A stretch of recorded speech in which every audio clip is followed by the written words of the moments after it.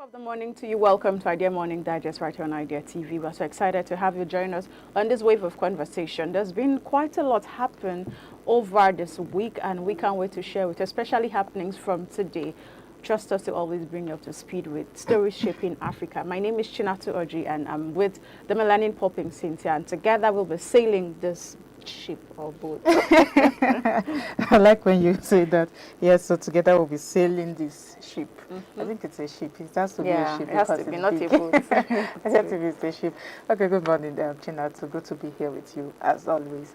And to our lovely viewers, we implore you to send in your comments, your opinions, your suggestions, your ideas, your thoughts to us to all our social media platforms at Idea Television, and of course via our email at Idea TV Limited. And do not forget that the first edition of Idea Government Agencies of Interest was rolled out the 21st of this month. So do well to go and check it out.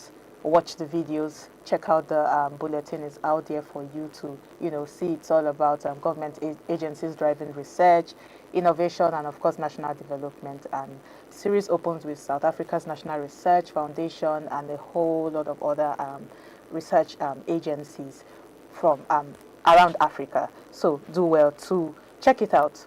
Download the bulletin, is out there for you, and it's free. Like I always tell you, it's free. All right, so, you heard Cynthia. Do well, tell a friend to tell another friend. And not just that, don't stop at just the Idea Government Agencies of Interest. We have other Idea Bulletins of Interest, from Idea Foundations of Interest, Idea SMEs of interest, Idea Persons of interest. So there's a whole lot for you to understand, to reach through, to get in touch with what's happening in your continent. There's a whole lot happening. But if you're able to grasp any of this documentary or bulletin, it makes you make a lot of sense out of the whole African situation. But let's go on a quick break. But before that, let's quickly tell you about the news you should be expecting this morning. First being the President orders withdrawal of VIP police escorts, approves major recruitment drive.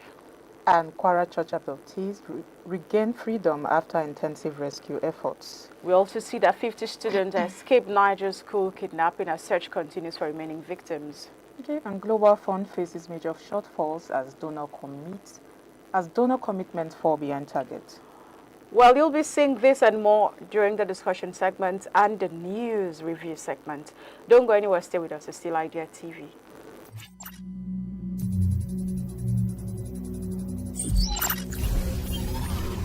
(5G) technology. 5G technology promises to be a game changer by delivering ultra-fast internet speeds, low latency, and the ability to connect millions of devices seamlessly. It's going to fuel the future of smart cities, autonomous vehicles, and IoT devices, allowing them to communicate in real time. However, 5G rollout isn't without hurdles. High costs of infrastructure and regulatory issues in some regions have slowed down implementation. By 2026, the 5G market is expected to be valued at $667.90 billion, with the US, China, and South Korea leading the change. The challenge? Cybersecurity risks and data privacy will remain top concerns as more devices become connected.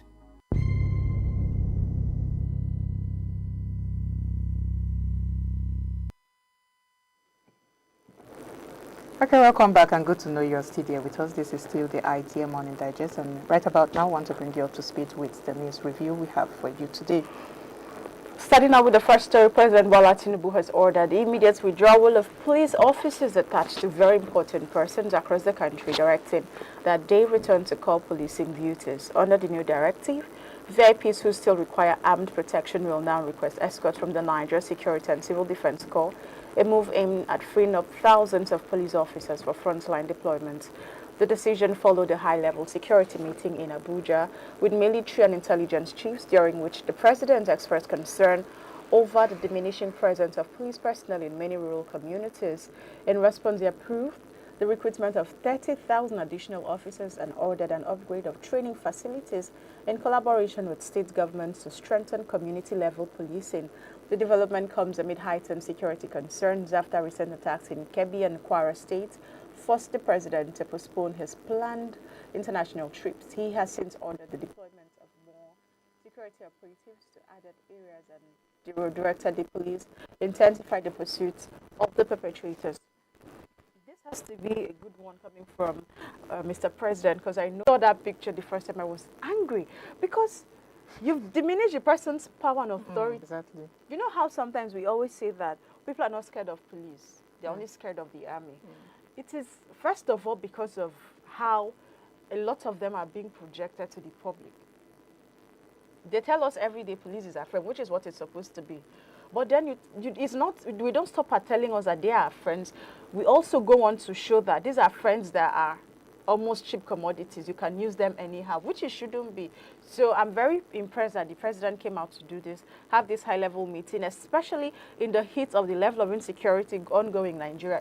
It means that he's listening to the people. Exactly. He's listening and he's saying that, yes, what can we do to fix the problem?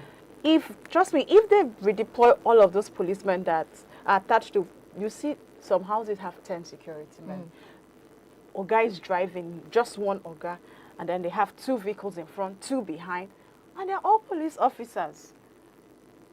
And I'm not, so your life is important to you. But now imagine that you take that level of security consciousness to your community as that VIP. Then you can be sure that the community will also be safe.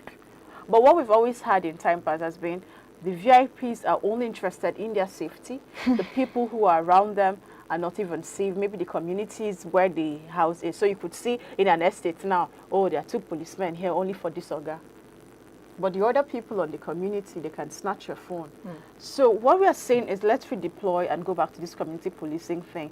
Let policemen go back to their duty posts. Let them go back to communities, the rural areas where they are needed most. They are not needed at the back of the VIP vehicles.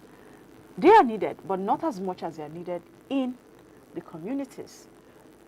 Because some of the places where these terrorists have had to conquer, places where the security arm has been weak, they were able to overpower the people and go in and do whatever they wanted to do. So I'm happy with the strength and level of security coming from the president, and let's see how this rolls out into more results. Let's see how it yields into positive feedback, because people are listening. People whose children have been kidnapped are watching. People whose parents are, under siege are also complaining. They want to really see how this doesn't just happen. I mean, he's spoken about recruitment of 30,000 officers. Let us see that that process spreads across the different parts of Nigeria. It should not be based on favoritism. Let justice prevail.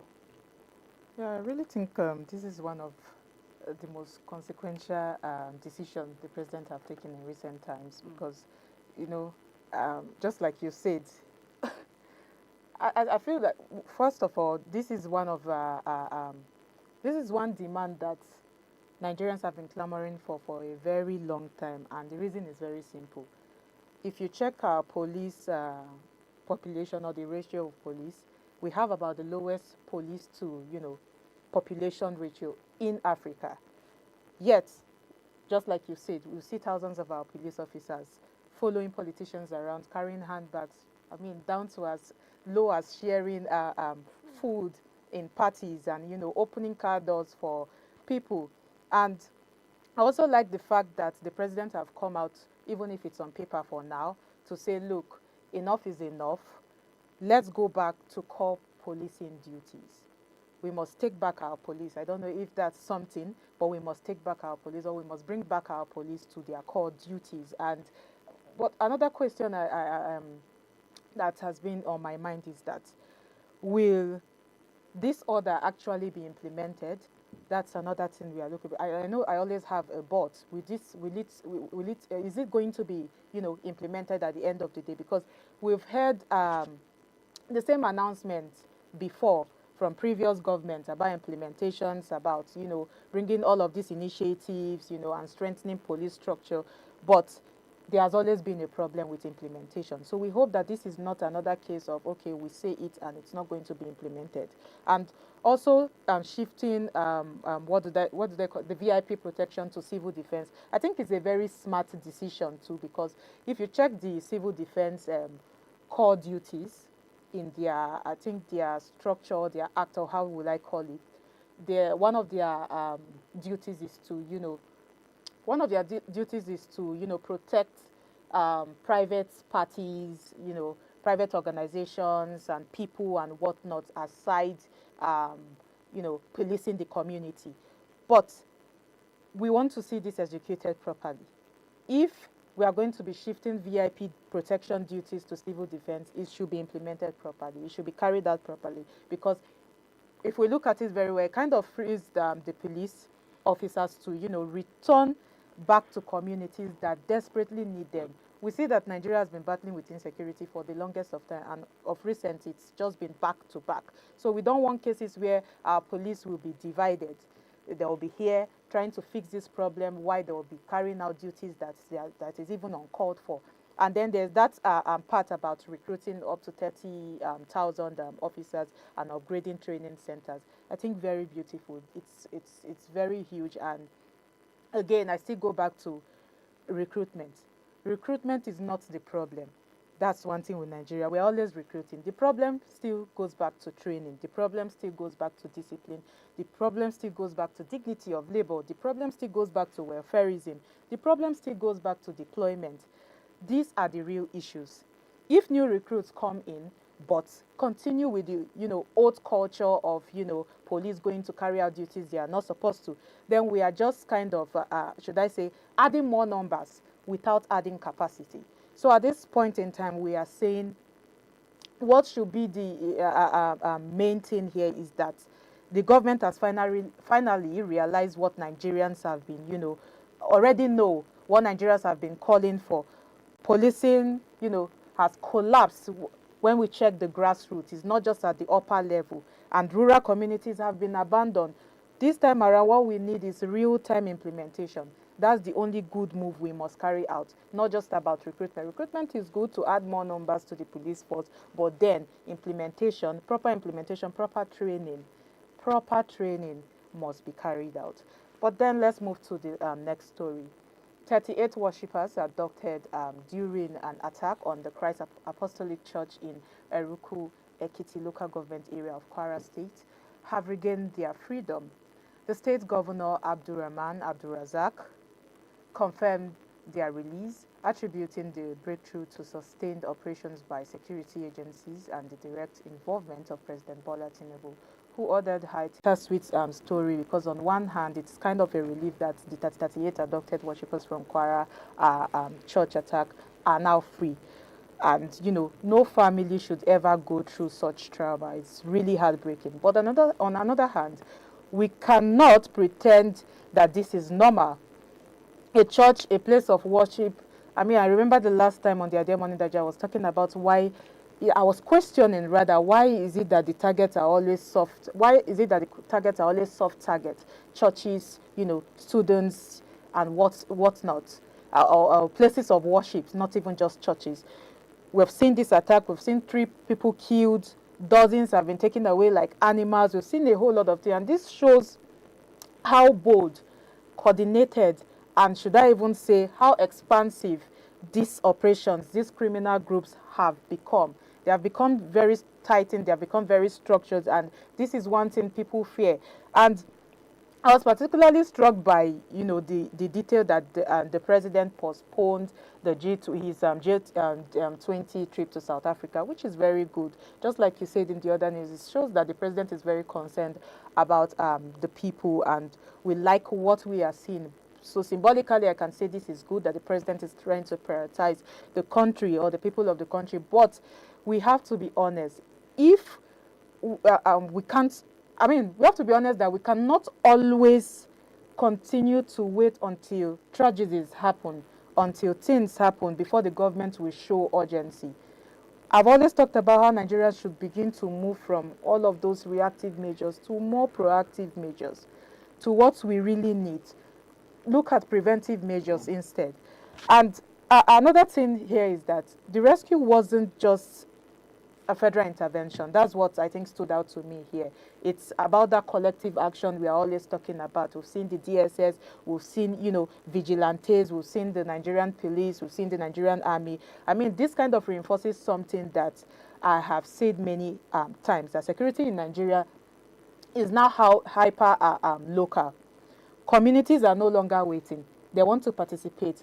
The last time Benue State was, Yawata was attacked, we saw how youth came out and they were like, they do not want to wait for security agents. They want to go out themselves and, you know, protect their community. And these are the kind of things we want to see.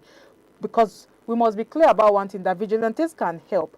But vigilantes cannot, you know, replace that functional policing structure. So I feel like everybody coming together, all hands on deck, is the proper way to go. But then how we can scale, you know, our security structures to kind of, you know, persist, so that this scale of attack will not continue to persist. We must see how we can train community people. We must see how we can, you know, give them that proper training, that proper guidance, so that as the police are doing, as security agencies are doing, the community people will know what, where they're coming as well. Because we've seen border areas between Kwara, we've seen Kogi, we've seen Niger. All of these places have become hot spot. And another thing that is even of concern here is how forests are now becoming sanctuaries for these criminal gangs. It's not a good thing at all. We must begin to address geopolitical areas. We must begin to address geography at this point in time. Until we dominate those spaces, until we see what is happening in our forests, until we see what is happening in all those abandoned buildings close to us, then we'll keep only celebrating all of this rescue instead of, you know, seeing how to prevent all of this abduction and checking down to see the underlying issues, what is causing this problem. So for me, I think this is a very huge one, because the community, I believe, must have gone through series of emotional toll. So I think this is a good one. Families are really must be relieved at this point in time, even if not all the okay, this is in Kwara State. Okay, I was mistaking it to Niger State, because not all the adopted people have been, you know, released. But I think this is a good one so far, that something comes up and we are able to tackle it and find the solution so far. First of all, I'm still concerned about these people who have been released. And I'm concerned in that, do we have plans in place to ensure that there's proper rehabilitation for them? What they went through was traumatic. If you had to spend one day with abductors, you would understand that it does a thing to your mental health. And if you're not very careful, it would ruin you for the rest of your life. So it is not enough that these people have been rescued. How can we ensure that we rehabilitate them properly, then integrate them back into the society? Since when I saw that video from Kwara Church, my heart broke into pieces. I saw the old women struggling to run away. They could not run. And I'm saying this because I remember how somebody told me that this, or commented that this video was staged. And I hope that the person can now see how staged this is. Because it's very baffling how a proper live stream, that woman, that old woman, it broke me when I saw her struggling. You could just see the confusion, you could just see the helplessness in her and other people. There was a level of confusion. And if you watch this video closely, you realize that at some point when the bandits noticed that a phone rang, they were able to now shut down the camera. So it was a live stream. They didn't know they were being captured. So imagine that we didn't have technology in place. And this was an indeliberate technology. It was not a deliberate attempt. Can you see? This was when the bandit realized that there was recording happening. And that was because the phone rang. So he had to shut it off. Now, imagine that there was no camera in that Kwara church. They did not live stream. Thankfully, most worship centers these days live stream, but still, there are many in rural communities that do not live stream. So how can we be able to, you know, give live response or respond in real time to the situation? Can we now say that there's a lot we need to put in place? It's not even enough to just say, oh, you have camera in your church, but you see, the management, the technicality of managing that feedback is very important. So I hope that our security men, women, whoever, those in the security arm of this nation, come up with techniques, because we keep having too many AI and technological events. There's this tech expo here, there's this AI event, but we have insecurity staring at us right in the face. How can we come up with solutions that are real time? How can we come up with solutions that can move with the pace of what we are seeing? Because trust me, what that Kwara video did is what we would not have imagined. This rescue mission was made easy because there was a technology backing it. It was easy to see what the people did. It was easy to tell who they are. You know, you can just tell. That's how you can see a bandit and you're able to read what they're capable of. So the kind of intellect that he gave to our security men and women was enough to ensure this rescue. But more than rescuing them, I've mentioned that they have to be rehabilitated properly. Another thing is we should stop celebrating rescue missions and get back to the roots of the issue. There shouldn't even be a situation where we are celebrating rescue if the security issue or insecurity issue is tackled to the latter. It should be done from the root, because you can't keep rescuing people and their mental health is bad. You can't keep rescuing people and their properties are destroyed, their lives are damaged, people are being raped. It doesn't make any sense to rescue them, because you're rescuing them from one evil to the other. They live as damaged adults. So what can we do? We need to ensure that more than rescuing, there are strategies in place to ensure that the insecurity issue is tackled from the root. How do we do that? It's now time for communities to take up their community policing by themselves. You have to ensure that you see how you're seeing strange faces around your community, around your farms. This is not the time where you're too friendly with everybody. This is the time where you become so conscious of your environment. I remember that, Cynthia, when I was growing up, in villages, you cannot steal without people knowing who stole. You can't go into a farm without people knowing who went into that farm to steal, because somehow there was almost a head count of everybody who belonged to a community. And of course, we're in the urban area now, but in the communities where this thing happened, how communal are the people? How closely knitted are they? How can we say, because if a stranger comes into a community back then, you would know. Oh, it's not the daughter of Ejiofor, then it's this person's son. You know, there's always that communality that is being shared. So you just know the people who are around your bushes. So even when, my father would tell me that even when they hired people to come from other villages to help for farming, they knew the people who came in. So if we go back to, if the new method is not working of using technology, then I advise our communities take up policing by themselves. The vigilantes, everybody, the youth leader, everybody. It's just a pity that these days cultism is corrupting a lot of things. But then, if you're a cultist, well, use it well now. Use it well now. If you claim you're a powerful guy, big guy, this is the time to use it. Do not use it to intimidate poor, innocent people. Bandits are around in your community, and you know, please, defend yourself. Do what you need to do. Report to the nearest security agency.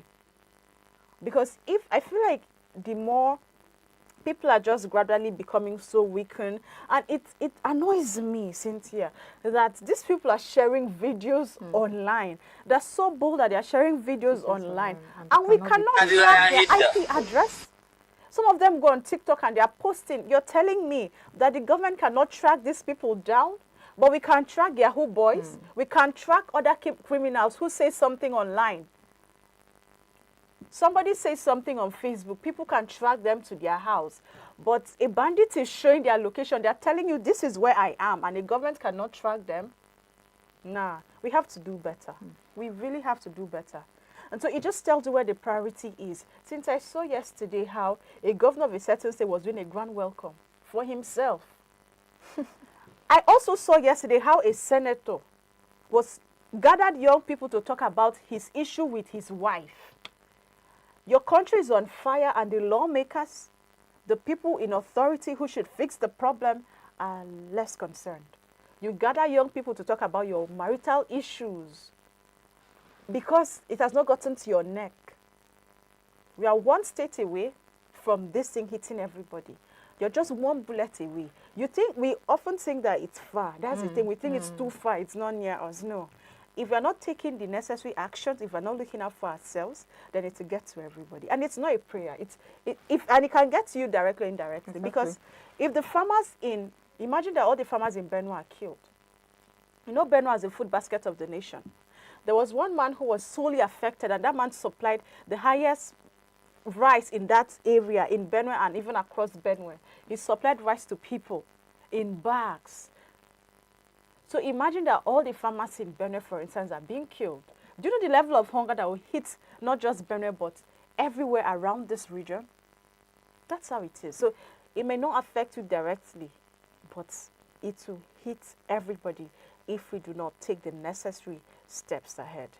I've stayed on this story, and it feels like I've even spoken about the issue in Niger State, because we've also seen that at least 50 students abducted from the St. Mary's Private Catholic Primary and Secondary Schools in Papiri, Kwara local government area, have escaped their captors. The children, taken alongside hundreds of others during Friday's mass abduction, were said to have slipped away between Friday and Saturday, quietly making their way back to their families. Authorities confirmed that although those who escaped are safe, more than 250 pupils, secondary school and staff members are still in captivity. The Christian Association of Nigeria in Niger State says officials have been contacting parents and conducting visits to verify the whereabouts of children who fled, while urging calm and security agencies intensify rescue efforts. President Bola Tinubu has welcomed the development, saying he is closely monitoring operations at the front line. Meanwhile, the Catholic Pontiff Pope Leo XIV has called, or the 16, or the 14, right? Okay. Has called for the immediate release of all hostages, expressing deep concern and appealing the global community to demand their freedom. Well, this is not far from the Kwara story, and I think I've expended a lot of energy talking about it. So I just I forgot myself, and I was just carried away with I've the whole thing. expended a lot of Really, energy talking about the really incident in heartbreaking. Kwara. I mean, 50 managed to escape. That's like a miracle in itself. Bracket is like between 3, 4. They are very young children, upwards. But we have children. Information we have is that there are children who are 4 years old there. So if 50 are able to escape, now you see that the life of those who have not been able to escape are further in danger. In danger. And it's really disturbing. And it's really even disturbing. More than 250 students and teachers are still in captivity. It's really disturbing at this point in time, because, I mean, we must begin to look at this thing. It's not just a security issue now. This is a national emergency. I mean, I don't even know what to say, because if you notice the pattern, the schools attacked are in rural areas. They have limited presence of security forces. And I've said this before, I do not want to even just like, there's a village I know that do not have a police station. Even one police station is not there. I think they just deploy 1 or 2 police persons who comes in and go out whenever they like, And, many of these communities have been warning about bandits hideouts close to them. And the thing is, just like you said in some of the videos we've been playing, these people are showing, and we say we are moving to a more digitalized world. We are moving to, being technologically inclined. I don't know, and we cannot. They are using social media, popular social media platforms, and we cannot track them. I said something about intelligence operation, communication, and our security agencies are lacking in that. Forests are around people, and they are calling you. Communities are calling, the attention of security agencies and saying, this is happening close to us, and nobody is coming to check. Some of these children, while coming to work today, I saw a very little girl. She's not up to 4. She was tired and sleepy, and I was like, God, how this little girl is sleepy. She was walking to school with her elder ones who are not even older than her with up to 3 years. They should be older than her with like maybe 2 years, 3 years or so. She was very little, and she was walking to school in a highway on her with her smaller, like these siblings of hers that maybe the parents put them under her care, or put her under their care rather, are like, they are very small. They should be like 5, 6 years if I am not mistaken. They are walking to school on their own. Imagine, no transport. That's because of poverty. Maybe they cannot afford it. No escorts. Nobody is seeing them off to school. No security on ground. No security even staged on the road. No, nobody to intercept them at all. This tells you how fragile our state's presence is in some parts of our country. And it's a problem. And then the Pope have intervened. It shows that this issue is no longer even a national issue again. It's now the problem has gone global. It's a global issue at this point in time. And when the global Catholic community is asking for people to start praying, they started speaking up. You know the scale of the issue. as is bigger than us, is now massive. But here's what we must really think about if we want to take this matter into perspective deeply. How can we talk about education? How can we talk about human capital development? I was it 2 weeks back, I think, was it UNICEF or so, was calling that Africa needs to prioritize education, needs to give more whatever to education. And then we are talking, how can we talk about education in Nigeria at this point in time? How can we talk about human capital development in Nigeria at this point in time? And why Nigeria's future? Who are our children? We say children are the leaders of tomorrow. They are the future. They are what? They are this. These children are being taken away from their classrooms en masse.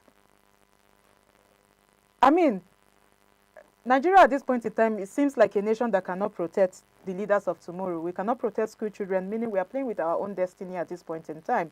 We are playing with the future we are talking about at this point in time. And if the president comes out to say he's monitoring, I've seen that the president is really disturbed with some images and videos. Yeah. But if you come out and say you are monitoring the situation, good and fine. But Nigerians now expect results. We are not talking about those fast, decisive rescue efforts that we must carry out when something happens. We are talking about prolonged negotiations, restructuring. We are tired of this silence. I would like you to share this thought on the discussion segment because we are going to talk about the Niger, as the 50 students or pupils abducted or rescued or escaped more. So let's go on this break. When we return, we'll talk about it more. Number 1. Synthetic biology advances. Synthetic biology is pushing science into new territory. Using AI-guided gene editing, researchers are engineering organisms to produce biofuels, biodegradable plastics, and even synthetic meat. In 2023, Ginkgo Bioworks announced partnerships to design microbes that can manufacture sustainable chemicals at scale. Moderna and BioNTech are expanding mRNA technology beyond COVID vaccines to treat cancer and rare genetic diseases. The global synthetic biology market is expected to surpass $30 billion by 2030. By 2026, the line between biology and technology will blur even further, making synthetic biology one of the most transformative fields of the decade. So there you have it, 15 more technologies that, alongside the first 17 we covered, are set to define 2026. Together, they show how quickly innovation is moving beyond our screens and into every corner of our life, from the materials we use to the way we connect and even how we think. And if you missed part 1, make sure to check it out next. If you made it this far, let us know what you think in the comment section below. For more interesting topics, make sure you watch the recommended video that you see on the screen right now. Welcome back to the discussion segment. It's getting really intense, so let's give you the headlines we brought to you. Then we dive into what we have for you this morning on the discussion segment.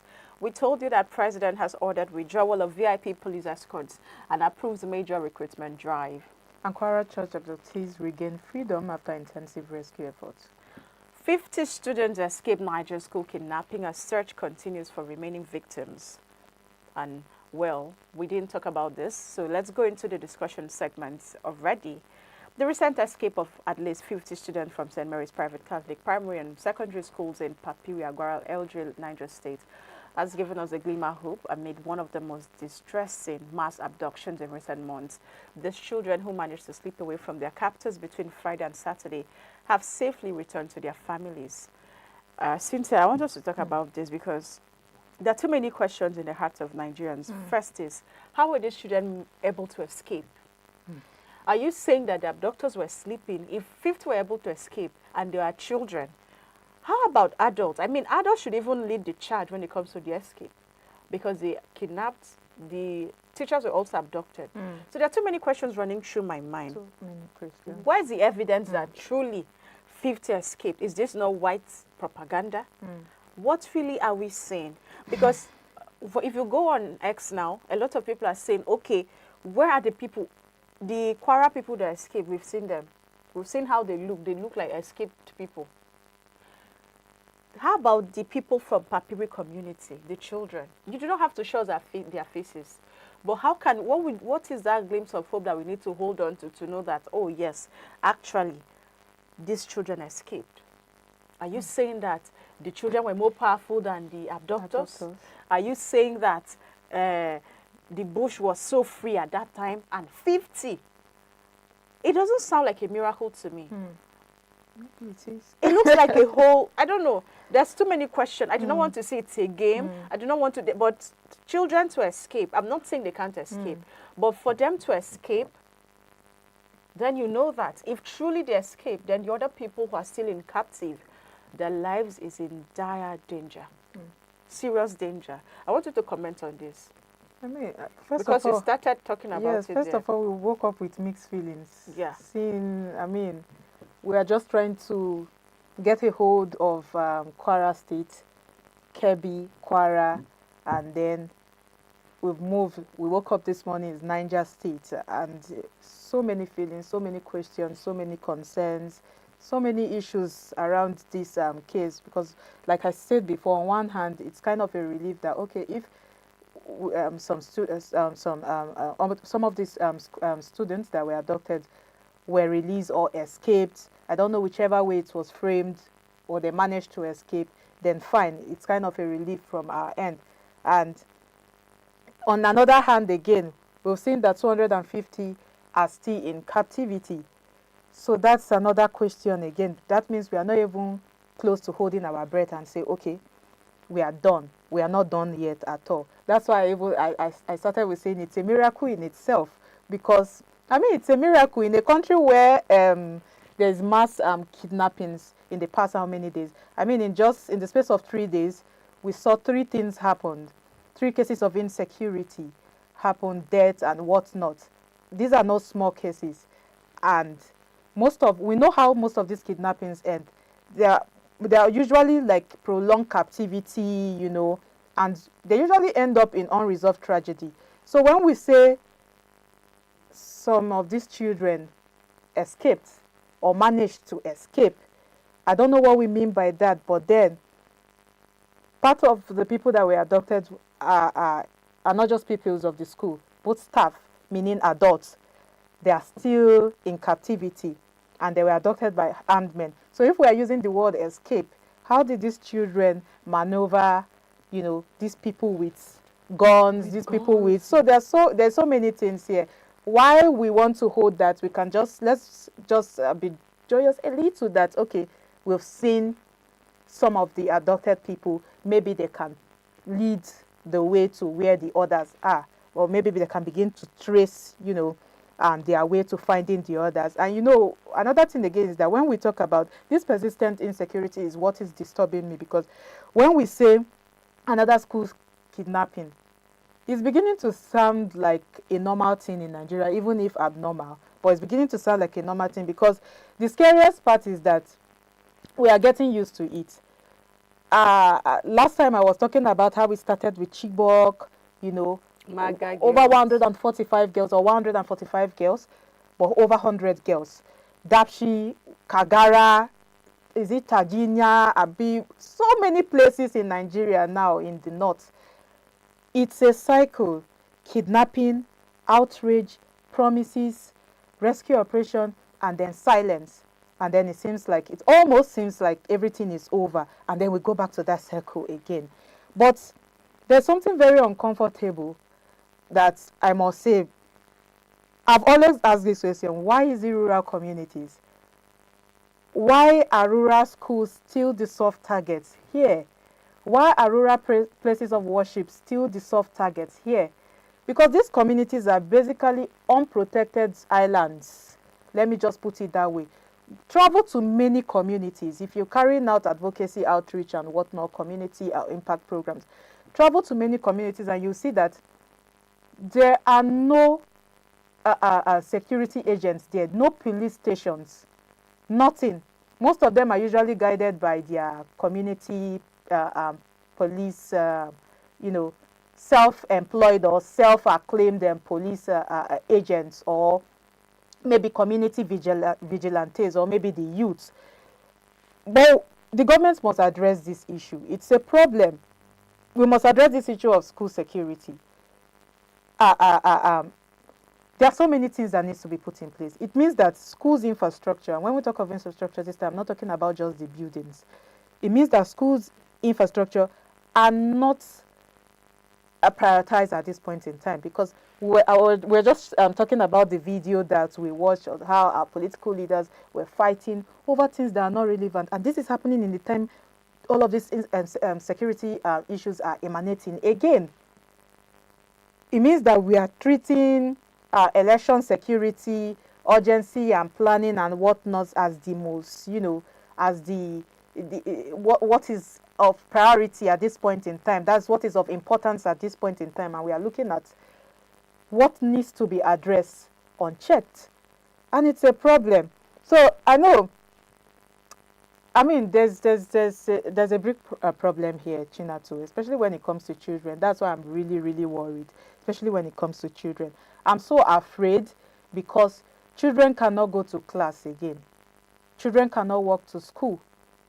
This is where parents need to even come in. I was sharing with you where that I saw some small children, very, very young children, walking to school on the highway to school on their own. And so many things came to my mind. I was like, is this the same country we are complaining about insecurity?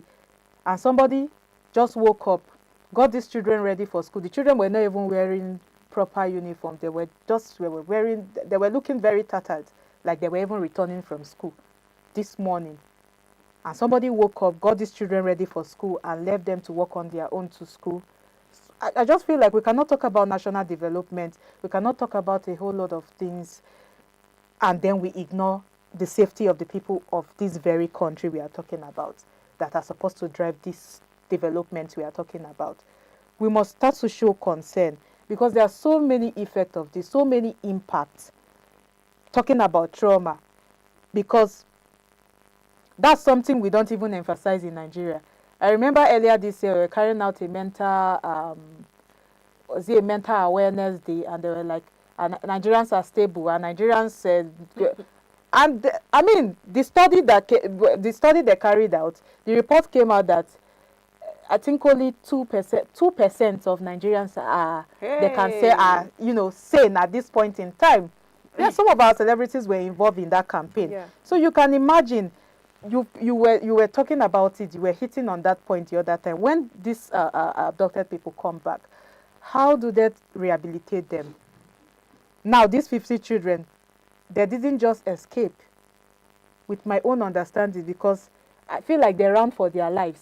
And if they ran for their life, they will be traumatized. They will not be psychologically stable. So they probably saw things that they will never forget. Some people have never seen guns in their life, and you see a gun, and you know what maybe the only time you're seeing a gun is in the movie, and you know what guns, denotes. It's more like violence, it's more like war, it's more like crime, evil, and whatnot, and then you see it eye to eye. You're hearing these sounds. And then families of these people are still in captivity. Teachers of these people are still in captivity. Even people that are not taken away, they'll still be living in captivity, because you cannot have your child or your friend or your brother or your sister, return from some sort of captivity or manage to escape like Nigeria said. That fear will still be in you. That fear will still be in most of us. And we will never come to understand this until we begin to check the problem. I like how you've couched it, Cynthia. We will never come to an understanding of the issue until we begin to actually check the problem. And one way with which we can check the problem is through collaboration, and collaboration at all levels. Collaborate with, when the U.S. declared Nigeria as a country of particular continent, lots of people raised their eyebrows and said, oh, we are not a country of particular continent. But is that the truth right now? Can you look at all that's happening and say we are not a people of particular concern? Can you beat your chest? Because it's okay to sit in your house because you're safe and say it. Go to the Lewata community, go to Papiri community and stay there and say that you're not a person of particular concern. Tell the bandits when they come, offer them rice to eat, and see how much you become safe. It looks like a systematic killing. It's just every now and then. And like there's an agenda that has to be achieved. That's what it looks like, because look at the pattern. The pattern is very common. It's very common. Like Cynthia has pointed out, they go to people who are very weak. Look at that school that they went to. Now schools all over the country are, you know, already warming up to get shut down because of this issue. Do you know what it means for schools to be shut? Is that not a sign that terrorism has swarmed the place? Please. When schools get shut in every other country outside Nigeria, it means that there is an issue of terrorism. That is terrorism. You can't have education when the environment is not safe. Or maybe we are waiting till all the worship centers are also asked to be shut before we now understand that, oh, it's terrorism. We know how, during COVID, I mean, that was a pandemic, but we know the effect of what that shutdown did. But when this type of shutdown happened, the one that comes from insecurity, you won't even be able to do anything online. During COVID, we were able to do things online. If insecurity shutdown meets us, we can't do anything online. With which head? With which mind? So all of this calls is to call for collaboration. If we need foreign aid and help to help us fix the problem, if we need foreign intelligence to help us fix the problem, if we need foreign exchange to help us fix the problem, let us go ahead and do it. Because it is easy to sit in the glass house and think that you can throw stones because it's not affecting you until it hits you. Cynthia, if you see most of the people who react to these issues or feel the hits more are people that have been, some of them are not even online. What are we saying? Some of the people in the communities, look at those women, those mama. Do they know which one is Facebook? Do they know which one is TikTok? They were just lucky that that service was streamed. But they would live with that reality for the rest of their lives. They will live with that trauma if they are not well attended to for the rest of their lives. So every time they hear knockout sound, because you could hear the gunshots in the church, they'll be startled. Do you know what that means? So we have a long, long way to go. A long, long way to go. And if we are not taking up the necessary steps in collaboration, we can even tell communities, if we need to train communities on how to defend themselves locally, we have to do it. It has gotten to that point. I'm not even sure that the number of policemen and the security men that we have is enough for the Nigerian population. Are you sure we have not gotten up to 300 million? We keep saying we're about 200 million. And I mean, there's no recent census. So, are we waiting till the whole country is wiped out? And when Cynthia said that these people are getting to only rural communities, oh, it's called penetration. They are going in and they are coming, they are moving forward. I mean, we didn't hear about Kwara. How far is Kwara to Lagos? I mean, this even brought something to my mind, because if they're only targeting this soft target, as they call it, it means that these people are disorganized. This is just me thinking, I just want to think out loud. It means that maybe they are disorganized, maybe they are not even really coordinated, maybe they are kind of overstretched, maybe their criminal network is not even tight. Because if 50 children can escape, I think we should celebrate that enough. Not celebrate in the sense of being joyous that, oh, 50 are back. But we should see that as intelligence gold at this point in time. We should capitalize on that fact and get information from these children. Ask them, where is the road? Can you remember anything? Yes. You know, where is the arresting point? What was the distance like? If you walk from here to here, is this how, you know, is this how the distance was that they carried you to? Number of captors. Did you hear their voices? Did you see faces? Did you... The weapons, the patterns, how organized they are, how is the place like? I think these are ways to even capitalize on the fact that these children could escape. It means that there's something fishy about these people. There are some vulnerabilities somehow lying around this kidnappers operation. Then we should capitalize on that, because you can't tell me 50 children escape and then they are not targeting urban areas. They are not targeting some very, very, you know, big places, you know. They are not targeting some certain places. They are targeting people that they know that are weak.